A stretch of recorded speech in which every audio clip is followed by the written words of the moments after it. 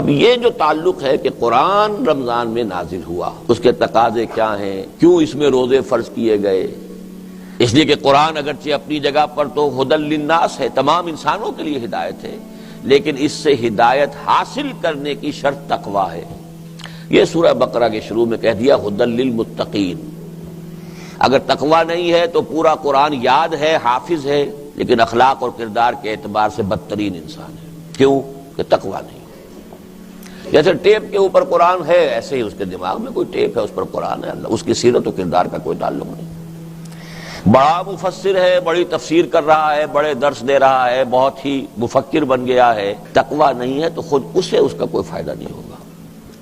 چار پائے برو کتابیں چند، مثل الذین حملوا التوراۃ ثم لم يحملوها كمثل الحمار يحمل اسفارا، جیسے گدھے کے اوپر بہت اعلیٰ کتابوں کا گٹھڑ باندھ کر رکھ دیا جائے، اسے اس سے کیا فائدہ؟ ایسے ہی وہ قوم ہوتی ہے کہ جس کو اللہ اپنی کتاب کا حامل بناتا ہے اور پھر وہ اس کا حق ادا نہیں کرتی۔ کیوں نہیں کرتی؟